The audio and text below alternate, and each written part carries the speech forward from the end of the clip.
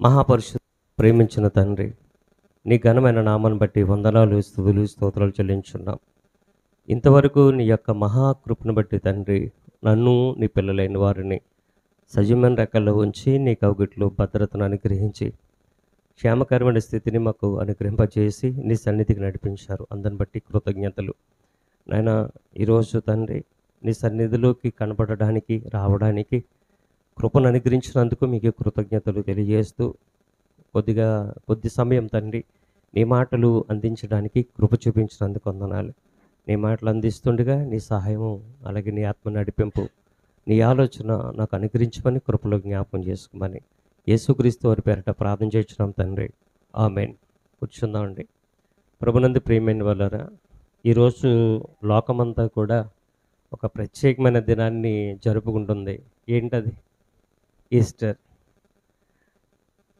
గత సంవత్సరం Easter April 9వ తేదీన వచ్చిందండి. గత సంవత్సరం ఈస్టరు ఏప్రిల్ 9వ తేదీన వచ్చింది. ఈ సంవత్సరం ముందుగానే వచ్చింది.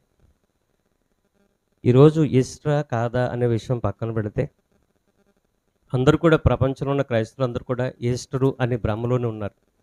కానీ ప్రతి ఆదివారం కూడా ప్రభువు లేచిన దినం, పునరుత్థానుడైన దినం. అందుకనే ప్రభు సన్నిధిలో మనము ఆయన ఆరాధించడానికి, ఆయన యొక్క మరణ పునరుత్థాలు జ్ఞాపకం చేసుకోవడానికి, ఆయన యొక్క రక్తమాంసంలో పాలుభాగస్తులు అవ్వడానికి మనమందరం కూడా ఆదివారపు ఆరాధనలో పాల్పొంపులు పొందుతున్నాం. ఆ విషయాన్ని గమనించాలి. ఇకపోతే మిమ్మల్ని అందరినీ నేను ఒక ప్రశ్న అడుగుతున్నాను. యేసుక్రీస్తు వారు మాత్రమే శిలువలో ఎందుకు చనిపోయారు? మిమ్మల్ని అందరినీ ఒక ప్రశ్న అడుగుతున్నాను. యేసుక్రీస్తు వారు మాత్రమే శిలువలో ఎందుకు చనిపోయారు? మన పాపాల నిమిత్తం. ఓకే. తర్వాత అమ్మా, దేవుని సంకల్పం. ఓకే, చెప్పండి. దేవుని ఆజ్ఞ ప్రకారంగా ఆయన మరణించారు. ఇంకా వెరీ గుడ్. మనందరికీ రక్షణ కలగడానికి. తర్వాత ఇంకా అమ్మా, ఆయనలో కల్మషం లేదు కాబట్టి మరణించారు. ఇంకా ఉత్తమ్ గారు చెప్తారు, మాట్లాడలేదు. ఆయన నది కల సంకల్పం. ఆయన ఎందుకు మరణించారు అనే విషయంలో మనం ఆలోచిస్తే బైబిల్లో చాలా కారణాలు ఉన్నాయి. సుమారుగా నేను ఆ కోణంలోనే బైబిల్ చదివినప్పుడు నాకు 100 కంటే ఎక్కువగా కారణాలు నాకు కనబడ్డాయి. చాలా కారణాలు ఉన్నాయి. 1 కాదు, 2 కాదు, చాలా కారణాలు ఉన్నాయి. అంటే యేసుక్రీస్తు వారు ఈ లోకానికి వచ్చింది, రావడానికి కూడా చాలా కారణాలు కనబడుతున్నాయి. ఆయన ఈ లోకంలో ఎందుకు బ్రతుకుతున్నారో అనే విషయంలో కూడా చాలా కారణాలు కనబడుతున్నాయి. అంతేకాకుండా ఆయన మన కోసం ఎందుకు మరణించాడో అనేది కూడా చాలా కారణాలు కనబడుతున్నాయి. మనకి సమయం తక్కువ ఉంటుంది కాబట్టి కొన్ని విషయాలే మనం మాట్లాడుకుంటున్నాం. ఏమండి, ఈరోజు ఆయన ఎందుకు శిలువలో మరణించారు? ఏ యోగ్యత లేని మన కోసం ఆయన ఎందుకు ప్రాణం పెట్టాడు? ఒక మాటలో చెప్పాలంటే మనందరి కోసం ఆయన ప్రాణం పెట్టాడు. అంతేకాదు, ప్రజలందరి కోసం, మనుషులందరి కోసము ఆయన ప్రాణం పెట్టాడు. ఆ విషయాన్ని ఖచ్చితంగా ఈ లోకం ఖచ్చితంగా నమ్మాలి. ఇకపోతే లేఖనంలోకి వెళ్ళి మనం చూడగలిగితే ఎందుకు ఆయన ప్రాణం పెట్టాడు అనేది మనం చూడగలిగితే రోమాపత్రిక 5వ అధ్యాయము 8వ వచనం నుండి 10వ వచనం 11వ వచనం వరకు మనం చదువుకుందాం. రోమాపత్రిక 5వ అధ్యాయము 8వ వచనం చదువుకుందాం. అయితే దేవుడు మన ఎడల తన ప్రేమను వెల్లడిపరుచుచున్నాడు. ఎట్లనగా, ఎలాగ వెల్లడిపరుస్తున్నాడో అక్కడ పౌలు గారు మాట్లాడుతున్నాడు. ఎట్లనగా, మనం ఇంకను పాపులమై ఉండగానే క్రీస్తు మన కొరకు చనిపోయాను. అంటే యేసుక్రీస్తు వారు చనిపోకముందు, చనిపోయే సమయానికి ఆ లోకంలో ఉన్నవారందరూ కూడా పాపముతో, వాళ్ళు పాపం చేస్తూ దేవుని యొక్క ఆజ్ఞను అతిక్రమిస్తూ పాపాత్ములై ఉన్నారు అని మనకి కనబడుతుంది. యేసుక్రీస్తు వారు మరణించడానికి ముందు ఎవరైనా పరిశుద్ధులుగా మార్చబడ్డారా? ఎవరు కూడా పరిశుద్ధులుగా మార్చబడలేదు. అందరూ కూడా దేవుని యొక్క ఆజ్ఞను అతిక్రమించి పాపం చేసి పాపంతో ఉన్నారు అని ఇక్కడ 8వ వచనంలో చూడగలుగుతున్నాం. అంటే క్రీస్తు మరణం జరగడం ద్వారా దేవుని యొక్క ప్రేమను మనకి వెల్లడిపరుస్తున్నాడట తండ్రి. తండ్రి అంటే తన కొడుకుని ఎవరైనా చంపుకోవాలనుకుంటారా? ఎవరు చంపుకోవాలని అనుకోరు. కానీ తండ్రి అయిన దేవుని యొక్క అనాది కాల సంకల్పంలో ఆయన మరణించాలి అనే ఒక రూల్, లేకపోతే దేవుడు ఆయన విషయంలో పాస్ చేశాడు. ఎలాగనంటే ప్రియమైన వాళ్ళరా, ఎవరు పోతారు నా కోసం, ఎవరు వెళతారు నా కోసం, ఎవరు ఈ త్యాగం చేస్తారంటే తండ్రి నీకిష్టమైతే నేను వెళతాను అన్నాడు. కాబట్టి ఇక్కడ మనం చూడగలిగితే 8వ వచనంలో తన ప్రేమను తండ్రి మనందరి పట్ల తన ప్రేమను ఎలాగ వెల్లడిపరుస్తున్నాడంటే, పాపాత్ములై ఉన్న మన కోసం ఎటువంటి పాపం చేయలేనటువంటి తన ప్రియకుమారుడైన యేసుక్రీస్తు వారిని పాపాత్ములుగా ఉండగానే ఆయన మరణించడానికి ఇష్టపడ్డాడు. 9వ వచనంలో చూడగలిగితే, కాబట్టి ఆయన రక్తం వలన ఇప్పుడు నీతిమంతులుగా తీర్చబడి, ఆగుదామండి అక్కడ ఆగుదాం. కాబట్టి అని చెబుతూ ఆయన రక్తం వలన ఇప్పుడు ఎలా తీర్చబడుతున్నామంట? నీతిమంతులుగా తీర్చబడుతున్నాం.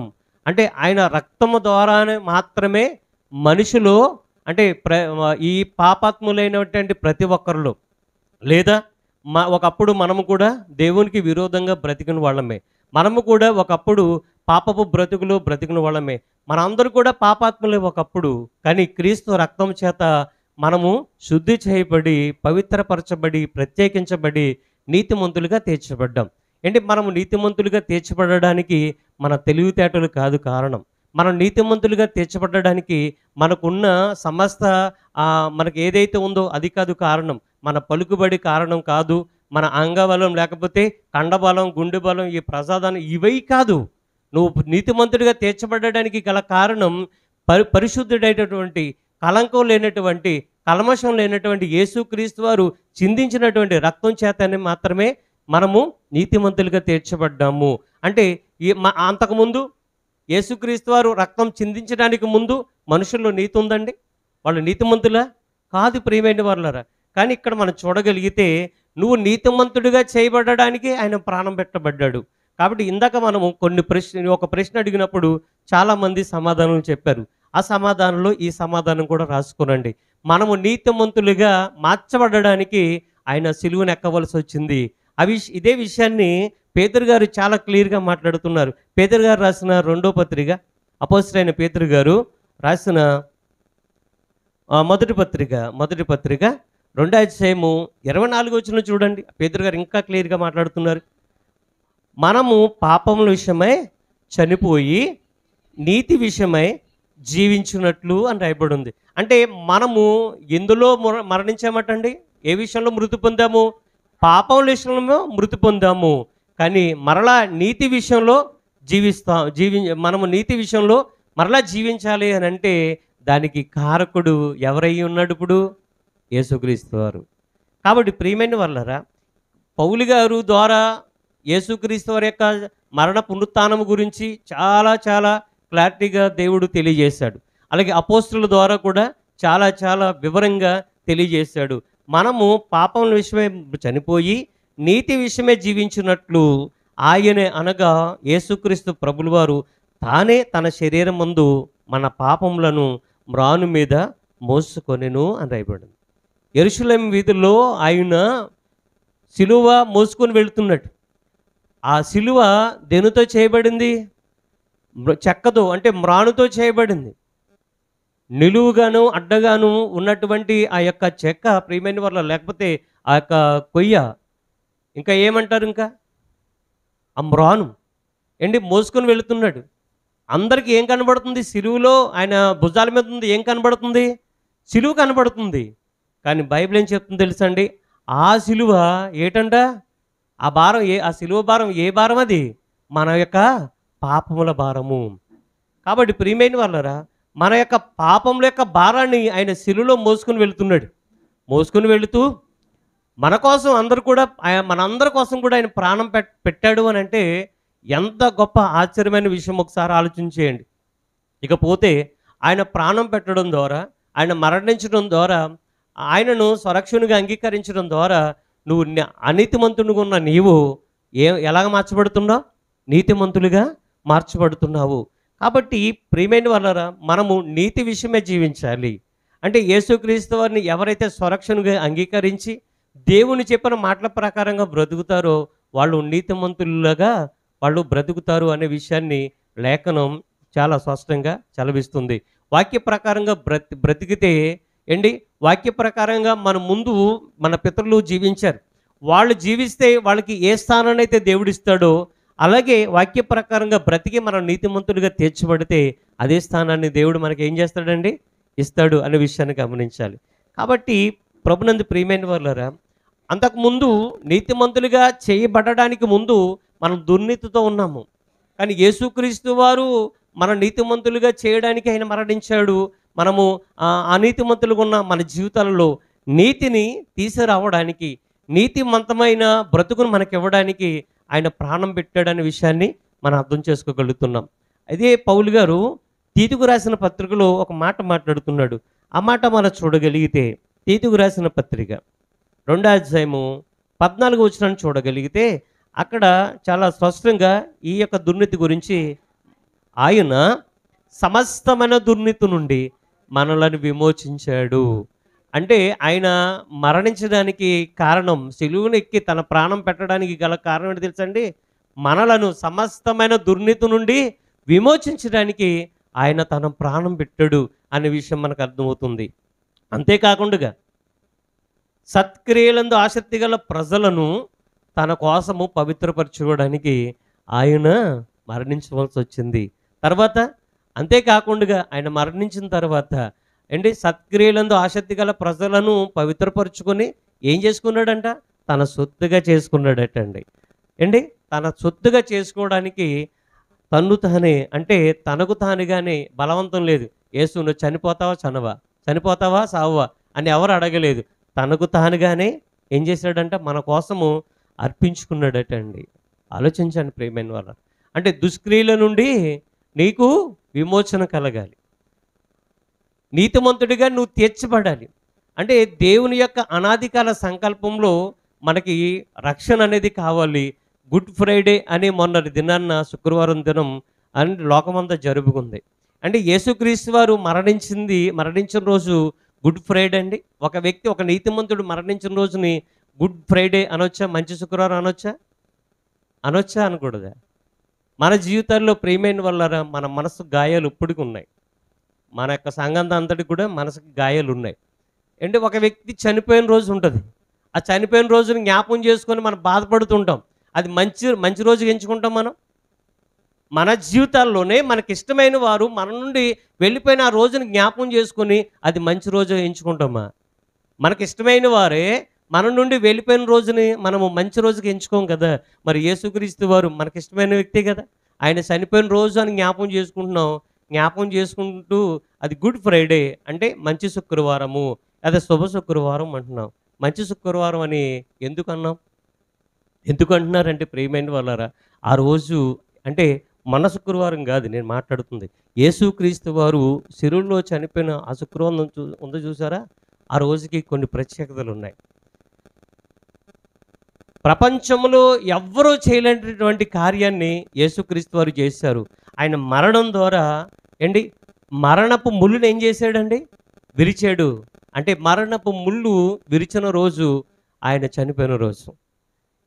అంతేకాకుండా మరణం మీద విజయకేతనాన్ని ఎగరేశాడు. అదే రోజు ఆయన మరణించిన రోజు. ప్రపంచ ప్రజలందరికీ కూడా రక్షణ భాగ్యం లేదు. ఆయన మరణించడం ద్వారా ఏమొచ్చింది? రక్షణ భాగ్యం వచ్చింది. ఆయన మరణించిన రోజున ప్రియమైన వాళ్ళారా, గుడ్ ఫ్రైడే అని ఎందుకు అంటున్నామనంటే ఆయన మరణించిన రోజున మనందరికీ మేలే జరిగింది. యేసుక్రీస్తు వారికి కూడా మేలే జరిగింది. ఎందుకో తెలుసండి? ఆయన తన ఎదుట ఉంచబడిన ఆనందం కొరకు ఆయన శ్రమ పెట్టబడ్డాడంట. హెబ్రీయులకు రాసిన పత్రిక 12వ అధ్యాయము చూడండి. హెబ్రీయులకు రాసిన పత్రిక 12వ అధ్యాయము మొదటి వచనం చదువుకుందాం. మొదటి 2 వచనాలు. ఎంత గొప్ప సాక్షి సమూహము మేఘము వలె మనలను ఆవరించి ఉన్నందున మనము కూడా ప్రతి భారమును సులువుగా చిక్కులు పెట్టు పాపమును విడిచిపెట్టి విశ్వాసమునకు కర్తయు దాన్ని కొనసాగించువాడునైన యేసు వైపు చూచుచు మన ఎదుట ఉంచబడిన పందెములో ఓపికతో పరిగెత్తుదాము. ఒకసారి ఆగుదాం. ఇక్కడ ఏమని రాయబడి ఉందండి? పాపమట సులువుగా చిక్కులు పెడుతుందటండి. సులువుగా చిక్కులు పెట్టు పాపను ఏం చేయాలంట? విడిచిపెట్టి విశ్వాసములకు కర్తయు దాన్ని కొనసాగించేవాడునైన యేసు వైపు చూడాలి. ఎందుకు చూడాలని అంటే అక్కడ మన ఎదుట ఉంచబడిన పందెములో ఓపికతో పరిగెడతాము అంటున్నాడు. మన ఎదుట ఏముంచబడింది అమ్మా? వినండి, మన ఎదుట ఏముంచబడింది? నా ఎదుట కెమెరా ఉంది అని అనకండి. మీ ఎదుట మా వాళ్ళు ఉన్నారు, మా సహోదరులు ఉన్నారు అని అనకండి. లేకపోతే మీ ఎదుట ఇగో దైవశాఖలు ఉన్నారు ఇలాగని కాదు. ఏంటి మీ ఎదుట, మనందరి ఎదుట ఏముంచబడింది? పరలోకం. ఎస్, పరలోకం ఉంచబడింది, నిత్యరాజ్యము ఉంచబడింది. దానిని పొందుకోవడానికి మన పందెపు రంగంలో ఓపికతో పరిగెట్టాలి. అండి, పరిగెట్టే వ్యక్తిని మీరు గమనించండి. కొద్ది దూరం బాగానే పరిగెడతాడు, మరికొంత దూరం నెమ్మదిస్తే కొంచెం నెమ్మది ఆ యొక్క స్పీడ్ తగ్గుతుంది. మరికొంత దూరం వెళ్ళే సమయానికి ఏమవుతుందండి? అలిసిపోతాడు, పరిగెడుతుంటాడు. కానీ ఇక్కడ అంటే పందెపు రంగంలో పోలీస్ డిపార్ట్మెంట్ ట్రైనింగ్కి వెళితే పరిగెట్టాలి, ఇన్ని కిలోమీటర్లు ఉంటుంది, లేకపోతే ఇన్ని మీటర్లు ఉంటుంది. లాంగ్ జంప్ చేయాలి అంటే షార్ట్ జంపులు ఉంటాయి, లాంగ్ జంపులు ఉంటాయి, హై జంపులు ఉంటాయి, ఎన్నెన్నో సెక్షన్లు ఉంటాయి. కానీ ప్రియమైన వాళ్ళారా, నేను పరిగెత్తలేను అని అంటే నువ్వు ఆ పోలీసు పని చేయవు, మిలిటరీకి పని చేయవు. కొన్ని కఠినమైన శిక్షణలు ఉంటాయి, ఒక్కొక్క డిపార్ట్మెంట్కి ఒక్కొక్క సెక్షన్ ఉంటుంది. ప్రియమైన వాళ్ళారా, మిలిటరీకి వెళ్ళాలంటే ఇంకా కాస్త కఠినమైన సెక్షన్లు ఉంటాయి. డిపార్ట్మెంట్ కంటే, పోలీస్ డిపార్ట్మెంట్ కంటే మిలిటరీకి వెళ్ళడానికి చాలా ట్రైనింగ్స్ ఉంటాయి, అది కాస్త కఠినంగా ఉంటాయి. ఏంటి కొండలు ఎక్కవలసి ఉంటుంది అండి. కింద పైన ముళ్ళ కంప లాంటివి ఉండి ఒక అడుగు ఎత్తులో కింద బంద్ ఉంటుందండి, మురికి నీరు ఉంటుంది, అందులోంచి పాక్కుంటూ వెళ్ళాలి. చాలా కఠినమైన ట్రైనింగ్స్ ఉంటాయి. నేను ఇవన్నీ కూడా నేను చేయలేను అంటే నువ్వు పని చేయ వెళ్ళిపో అంటారు, ఒకటే మాట. కానీ ప్రియమైన వాళ్ళరా, పరలోకము నువ్వు పొందుకోవడానికి నీ ముందు ఉంచబడింది పరలోకం. తండ్రి అనే దేవుడు నీ ముందు ఉంచాడు పరలోకం. ఆ పరలోకం నువ్వు పొందుకోవాలంటే ఓపికతో ఏం చేయాలంట? పరిగెత్తాలి. డెలివరీ అవుతున్న సమయంలో ప్రియమైన తల్లులు, మీకు పక్కనున్న తల్లుళ్ళు కానీ, మీ అమ్మగారు కానీ, మీ అత్తగారు కానీ ఎవరైనా సరే ఏమంటారు? నొప్పులు వస్తున్నప్పుడు ఏమంటారు? భలే నొప్పులు పడుతున్నావు అంటారా? కాస్త ఓర్చుకుంటారా? ఏమంటారమ్మా? ఓర్చుకుంటారు. అనలేదా మిమ్మల్ని ఎవరు? మీ తల్లి ఎవరు కూడా అనలేదా? మరి మాట్లాడలేదేంటి? ఓర్చుకో అమ్మా, ఓర్చుకో. ఎందుకని?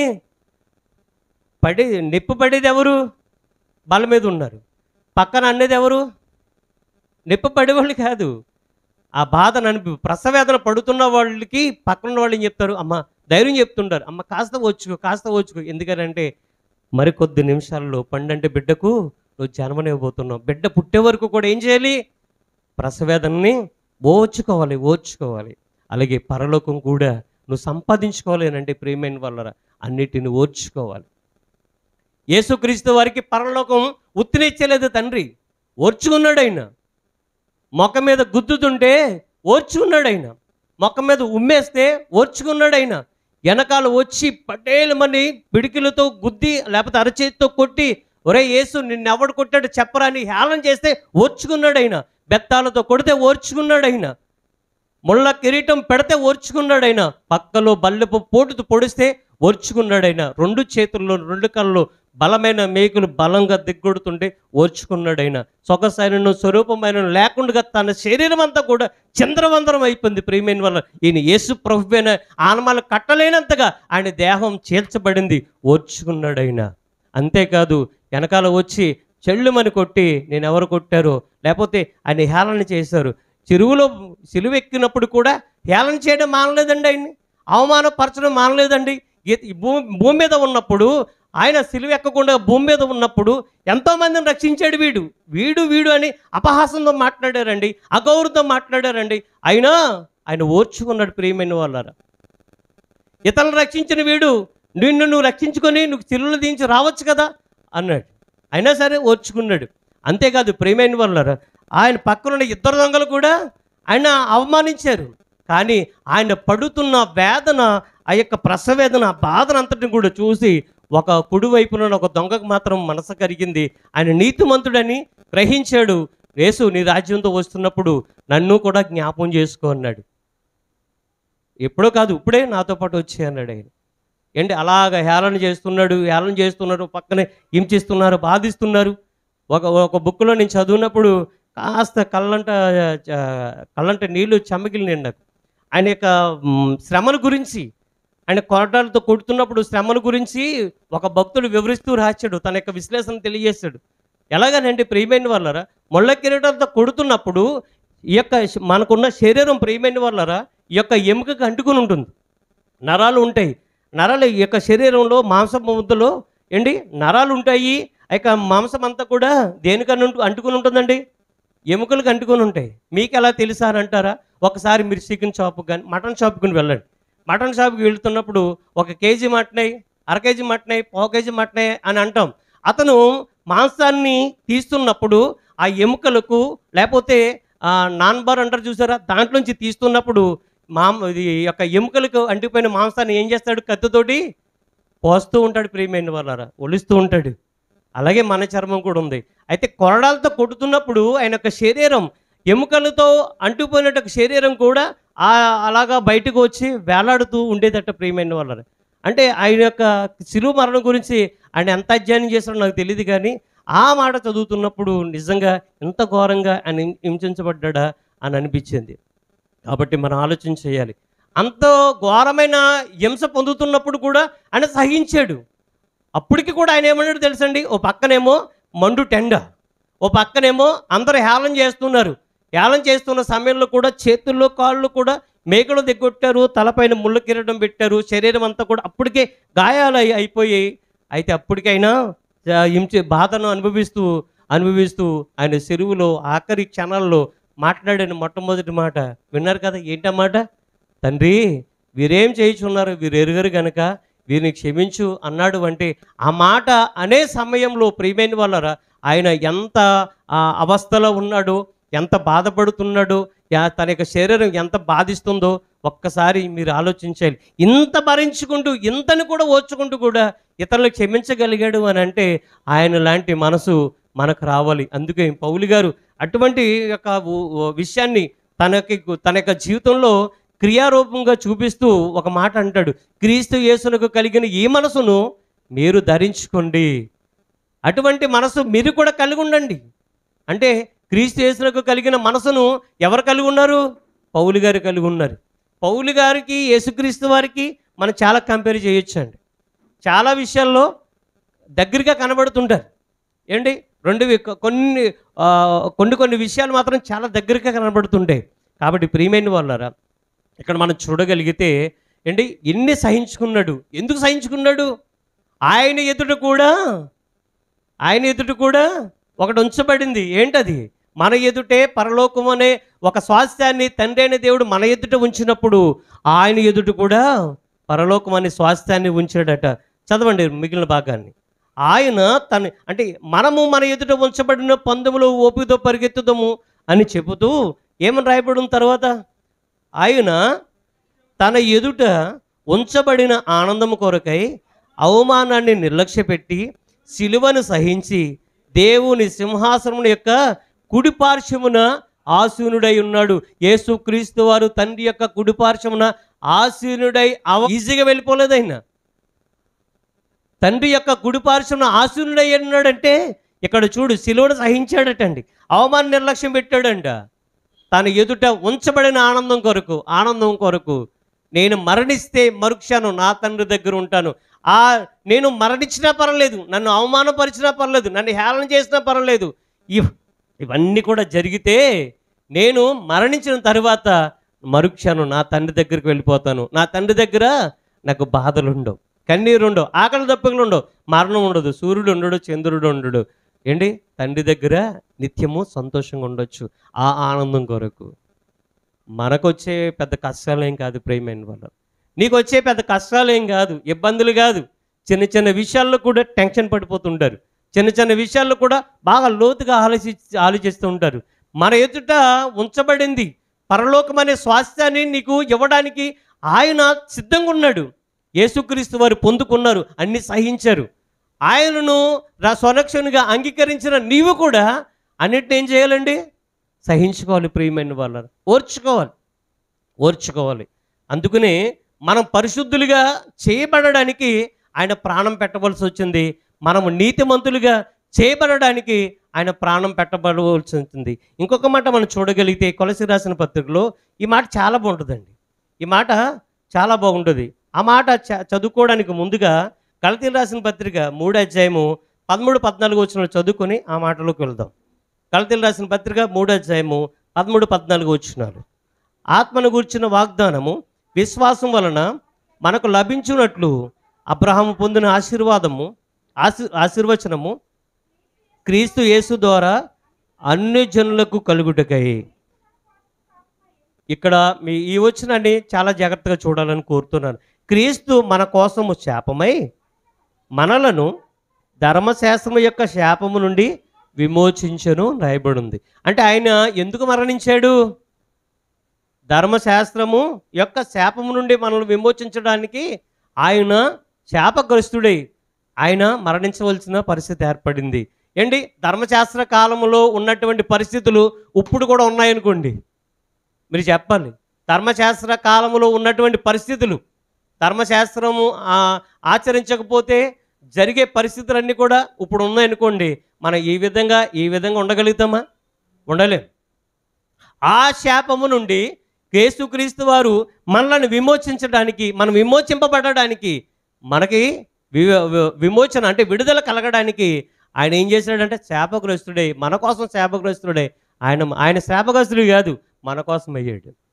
అర్థమైందండి? మన కోసము శాపగ్రస్తుడిగా మార్చబడ్డాడు. మన శాపాలని ఆయన మీద వేసుకున్నాడు. ఆయన మరణించాడు. అర్థం చేసుకోవాలని కోరుతున్నాను. కాబట్టి ప్రియమైన వాళ్ళారా, ఇప్పుడు కొలస్సీ రాసిన పత్రికకు వెళ్దాం. మొదటి అధ్యాయము, కొలస్సీ రాసిన పత్రిక మొదటి అధ్యాయము 21, 22 వచనాలు చదువుకుందాం. మరియు గత కాలమందు దేవునికి దూరస్తులును. గత కాలంలో మనం ఎవరికి దూరస్తులము? దేవునికి దూరస్తులము. అండి, రెండవది, మీ దుష్క్రియల వలన మీ మనసులో విరోధ భావం గలవారై ఉండిన మిమ్మును కూడా. ఆగుదామండి అక్కడికి. ఇక్కడ 3 విషయాలు మనకు కనబడుతున్నాయి. నెంబర్ 1, మనము గత కాలమందు ఎలా ఉన్నామంటండి? దేవునికి దూరస్తులుగా ఉన్నాం. దేవునికి దూరస్థలమైన మనలో ఏమున్నాయి? దుష్క్రియలు ఉన్నాయి. ఓకే, దుష్క్రియలో ఉన్న వారిలో దేవుడు అంటే ఇష్టం ఉంటుందా? దేవుడు అంటే ఇష్టం లేకుండా ఉంటుందా? దుష్క్రియలో ఉన్న వాడిలో దేవుడికి స్థానం ఉంటుందా? దేవుడికి స్థానం ఇచ్చిన వాడిని వాడి యొక్క మనసులో దుష్క్రియలు ఎందుకు ఉంటాయి? దేవుడికి స్థానం ఇస్తే మంచి క్రియలు ఉంటాయి. దేవుడికి అసలు స్థానం, తన యొక్క హృదయంలో స్థానం ఉన్నది కాబట్టి ఏ క్రియలు ఉంటాయి? దుష్క్రియలు ఉంటాయి. అంటే లోకంలో ఇష్టాసారంగా తను జీవిస్తాడనమాట. మంచి అంటే ఏంటో అతను పాటించడు. ఏంటి, మద్యపానస్తుడిగా ఉంటాడు. అన్ని చెడు అలవాట్లు కూడా ఉంటాయి. అంటే దేవుళ్ళో ఉంటూ కూడా అన్ని చెడు అలవాట్లు ఉన్నవాళ్ళు ఉన్నారా? దేవుల్లో ఉంటూ దేవుని కోసం బ్రతుకుతూ ఏంటి నేను దేవుని కోసం జీవిస్తున్నానని చెబుతూ చెడు అలవాట్లు కలిగిన వాళ్ళు ఉన్నారా? ఉన్నారా లేదా? ఉన్నారు. ఎటువంటి డౌట్ లేదు చెప్పడానికి. చెడు అలవాట్లు కలిగిన వాళ్ళు ఉన్నారు. వాక్యం చెప్తూ ఉంటారు, కానీ క్రియలు ఏం చేస్తారు? చెడ్డ క్రియలు చేస్తుంటారు. ఏంటి, అటువంటి వారిని కూడా అంటే గతకాలమందు నెంబర్ 1 దేవునికి దూరస్తులుగా ఉన్నాము, 2 దుష్క్రియలు కలిగి ఉన్నాము, 3 దేవుని అంటే మన యొక్క మనసులో దేవుడు అంటే విరోధభావం కలిగి ఉన్నాము. ఇటువంటి ముగ్గురిని కూడా యేసుక్రీస్తు వారి యొక్క మరణం ద్వారా ఎటువంటి వారిగా మార్చాలనుకున్నాడు తెలుసా? 22వ వచనం, తన సన్నిధిని నెంబర్ 1 పరిశుద్ధులుగాను, నెంబర్ 2 నిర్దోషులుగాను, నెంబర్ 3 నిరపరాధులుగాను నిలవబెట్టాలని ఆయన మాంసాయుక్తమైన దేహమందు మరణం వలన ఇప్పుడు మిమ్మల్ని సమాధానపరిచెను. ఆయన తన శరీరము అంటే మాంసాయుక్తమైన దేహం, ఆయన యేసుక్రీస్తు వారు సశరీరుడిగా మానవ శరీర ఆకారంతో ఈ లోకంలో జన్మించాడు కదా. జన్మించి ఆయన మాంసయుక్తమైన దేహమందు శిక్షను ఎందుకు అనుభవించాడు? ఒకప్పుడు నేను కూడా దేవునికి దూరస్తుడను, మీరందరూ కూడా దేవునికి దూరస్తులు, అవునా కదా? ఒకప్పుడు మనలో కూడా చెడ్డ క్రియలు ఉన్నాయి. ఒకప్పుడు నాలో కూడా చెడ్డ క్రియలు ఉన్నాయి, మీలో కూడా చెడ్డ క్రియలు ఉన్నాయి.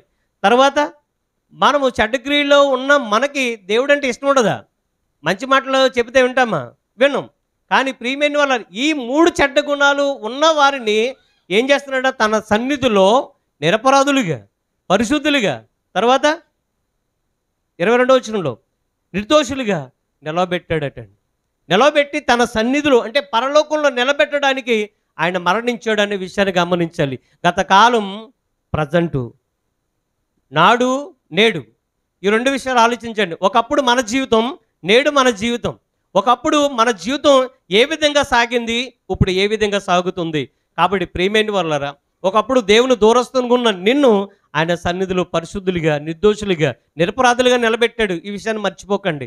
అంటే దేవుని సన్నిధికి నువ్వు వెళ్ళాలి అని అంటే, మార్గం సరళం చేయాలి అని అంటే, ఆయన పరలోకం నుండి తండ్రి దగ్గరికి ఇక్కడికి వచ్చాడు కాబట్టి మరలా అక్కడికి ఆయన వెళ్ళడానికి మరలా ఉత్తిన వెళ్ళిపోలేదండి. ప్రాణం పెట్టి అవమానాలు సహించి అక్కడికి వెళ్ళాడు అనే విషయాన్ని గమనించాలి. కాబట్టి ప్రియమైన వాళ్ళారా, దేవునికి దూరంగా ఉన్న వారందరినీ కూడా, దేవునికి విరోధంగా బ్రతుకుతున్న వాళ్ళందరినీ కూడా పరిశుద్ధులుగా చేయడం అంటే మాటలే చెప్పండి. దేవుని గురించి తెలిసిన వారికే దేవుడి గురించి చెప్పుతుంటే చెప్పలేపో అంటున్నారు. అర్థమవుతుందండి. దేవుని గురించి తెలియని వాళ్ళకి దేవుడి గురించి చెప్పుతుంటే ఈ రోజున కొంతమంది వింటున్నారు, కొంతమంది లెక్క చేయట్లేదు. ఎందుకంటే వాళ్ళు ఒక విధమైన అభిప్రాయం వాళ్ళలో ఉంది కాబట్టి. దేవుడి గురించి తెలియని వాడికి చెబితే అడు వినట్లేదు అంటే ఒక అర్థం ఉంది. దేవుని గురించి తెలిసిన వాళ్ళ గురించి కూడా ప్రియమైన వాళ్ళు ఈరోజు ఏం జరుగుతుందంటే దేవునికి స్థానం ఇవ్వట్లేదు వారి యొక్క హృదయాల్లో. ఎవరికి ఇస్తున్నారు ఆలోచించండి. అంటే దైవ సేవకుడిని మనం గౌరవించాలి, ప్రేమించాలి, అభిమానించాలి. నేను చాలాసార్లు చెప్పాను ఈ మాట, మళ్ళీ చెప్తున్నాను. వాక్యానికంటే ఎక్కువగా ఎవరికి ప్రాధాన్యత ఇవ్వకూడదు ప్రియమైన వాళ్ళు. ఇస్తే మనం నష్టపోతాం. ఆయన మీద ఉన్న అభిమానం, ఆయన మీద ఉన్న ఇష్టం, ఆయన మీద ఉన్న గౌరవం ఏం చెబుద్దంటే ఆయన ఏ చెప్పినా మనం నమ్మగలిగే పరిస్థితుల్లోకి తీసుకుని వెళుతుంది. ఆయన అలా చెప్పారా లేదా, వాక్య ప్రకారంగా ఉందా లేదా. పౌలు అంత మహాజ్ఞానవంతుడే వాక్యం చెబుతున్నాడు. పౌలు శీలలు దేవుని యొక్క పరిశుద్ధాత్మను పొందుకొని లేఖనాలను కూడా వాళ్ళకు రుజువులుగా చూపించి వాక్యాన్ని బోధిస్తుంటే బెరయా వారు ఏం చేశారండి, ఆ పౌలు శీలలు చెప్పిన సంగతులు వాట్ ఈజ్ వాట్, అవునా కాదా, అవి అలాగున్నాయా లేదనేసి వాళ్ళు పరిశీలన చేశారటండి. ఆ బెరయా వారు లాంటి ఆ యొక్క విశ్వాసం, బెరయా వారు లాంటి ఆ యొక్క పరిశీలన ఈరోజు ఎంతమందిలో ఉందో ఒకసారి మీరు ఆలోచించాలని కోరుతున్నాను. కాబట్టి ప్రియమైన వాళ్ళారా, తన సన్నిధిని నిన్ను నన్ను మనందరూ కూడా నిలబెట్టడానికి యేసుక్రీస్తు ప్రభుల వారు ఏం చేస్తారట, తన ప్రాణం పెట్టారట. కేవలం మన స్వస్థపరచబడడానికి, లేకపోతే పాపం నుండి విమోచించడానికి మాత్రమే కాదు, మనకు నిత్య జీవాన్ని ఇవ్వడానికి. మనందరికీ తెలిసిన మాట, యోహాను సువార్త 3:16 ఏం రాయబడి ఉంది దేవుడు లోకమును ఎంతో ప్రేమించాను అని చెబుతూ తన అంటే అక్కడ ఆ వచనాన్ని చదవండి ఒకసారి. కాగా తన అద్వితీయ కుమారుని యందు విశ్వాసం ఉంచిన ప్రతి ఒక్కడు కూడా నశించిపోకుండా, అంటే మనం నశించిపోకుండా ఉండడానికి యేసుక్రీస్తు వారు కూడా శ్రమ పెట్టబడ్డారు. తండ్రి అయిన దేవుడు కూడా మన కోసం ఏం చేశాడండి, తన కుమారుడిని ఈ లోకానికి పంపించాడు. యేసుక్రీస్తు వారిని ఈ లోకానికి ఎందుకు పంపించాడంటే నీకు నిత్య జీవం ఇవ్వడానికి. తండ్రి యొక్క ఉద్దేశం, అనాదికాల సంకల్పం ఏంటంటే యేసుక్రీస్తు వారి ద్వారా నీకు మనమందరం కూడా పిల్లలుగా ఆయన యొక్క సన్నిధికి తేబడడానికి. ఆయన ఎందుకు ఈ లోకానికి పంపించాడు, తండ్రి తన కుమారుని ఎందుకు పంపించాడంటే ఏ మాత్రం యోగ్యత లేని మనలను, ఏ మాత్రం కూడా అర్హత లేని మనలను ఏ పాటి వారమని మన పరలోకం ఇవ్వాలనుకుంటున్నాడండి. ఒక్కసారి ఆలోచించండి, ఎటువంటి యోగ్యత ఉందని మనకు ఒకసారి ఆలోచించండి. ఏదో ఆదివారం మాత్రం వచ్చి దేవుని సన్నిధిలో కనబడి వెళ్ళిపోతున్నాం, ఈ మాత్రం దానికి పరలోకం ఇచ్చేస్తాడా దేవుడు? ఒకసారి మీరు ఆలోచించండి. మిగిలిన కాలం అంతా కూడా ఆయన వాక్య ప్రకారమైన జీవితం మనలో ఉండట్లేదు ప్రియమైన వాళ్ళ ఆలోచించేయండి. అంటే పరలోకానికి వెళ్ళడానికి యోగ్యత లేని వారిని కూడా పరలోకం వెళ్ళడానికి కూడా యోగ్యత కలిగించి ఆయన పరలోకం తీసుకొని వెళ్ళడానికి యేసుక్రీస్తు వారు మరణించవలసిన పరిస్థితి ఏర్పడింది. కాబట్టి ప్రియమైన వాళ్ళ అంటే ధర్మశాస్త్ర శాపం నుండి, లోకం నుండి శాపం నుండి, సాతాను యొక్క బంధకముల నుండి ఇన్ని విధాలుగా ఆయన తన యొక్క ప్రాణాన్ని పెట్టడానికి, విమోచించడానికి ఆయన కారకుడయ్యాడు. ఆ విషయాన్ని ఆలోచించండి. అంతేకాకుండా సమస్తమైన దుర్నీతి నుండి, మనకు దుర్నీతి అంటే ఒకటే తెలుసు, సమస్తమైన దుర్నీతి అంటే ఎన్ని ఉంటాయి చెప్పండి ఒకసారి. సమస్తమైన దుర్నీతి నుండి కూడా నేను విమోచించడానికి దుర్నీతి లేని ప్రభువు, నీతిమంతుడైనటువంటి ప్రభువు, కల్మషం లేనటువంటి ప్రభువు నీకోసం చనిపోయాడు. ఒక్కసారి ఆయన మరణం గురించి ఎప్పుడైనా మీరు ఆలోచించారా? చెప్పాలని కోరుతున్నాను. అంతేకాకుండా నువ్వు ఎలా పడితే అలాగా నువ్వు రక్షింపబడలేదు. క్రీస్తు యొక్క అమూల్యమైన వెలకట్టలేని రక్తం ద్వారా నువ్వు విమోచించబడ్డావు. వెండి బంగారాల చేత నువ్వు విమోచించబడలేదు. వెలకట్టలేని పరిశుద్ధమైన అమూల్యమైన రక్తం చేత నువ్వు విమోచించబడ్డావు. కాబట్టి ఆలోచించండి. తండ్రి కూడా నీకు పరలోకం ఇవ్వడానికి తన ప్రియకుమారుని పంపించాడు. అలాగే యేసుక్రీస్తు వారు కూడా ఇక పరలోకం తండ్రి సన్నిధిలో నేను నిలబెట్టడానికి, తండ్రి నువ్వు నాకు అప్పగించిన పనిని భూమి మీద సంపూర్తి చేశాను, ఇదిగో ఇగో ఇంతమందిని నీ సన్నిధికి నిలబెడుతున్నాను అనేసి ఆయన కూడా ఏం చేశాడండి? ఆయన కూడా తన ప్రాణం పెట్టడానికి కూడా ఆయన ఇష్టపడ్డాడు. ఆయన మరణించాడు, మనందరి కోసం కూడా మరణించాడు. ఆయన సమాధి చేయబడ్డాడు. మూడో దినాన మృత్యుంజయుడై లేచాడు. సమాధుల్లో ఆయన లేడు, సజీవుడై ఆయన లేచాడు. మరణము ఆయన బంధించుండుట అసాధ్యం. ఎందుకనంటే మరణం మీదే విజయకేతనాన్ని ఎగరేశాడు, మరణపు ముళ్ళును విరిచాడు. సజీవుడైన క్రీస్తు సదాకాలం మనతో కూడా ఉన్నాడు. కాబట్టి ప్రేమైన వాళ్ళారా, ఆయన ఎందుకు మరణించాడంటే ఇన్ని కారణాలు కనబడుతున్నాయి. ఇంకా చాలా కారణాలు ఉన్నాయి. దేవుని చిత్తం అయితే మరలా మనం మాట్లాడుకుందాం.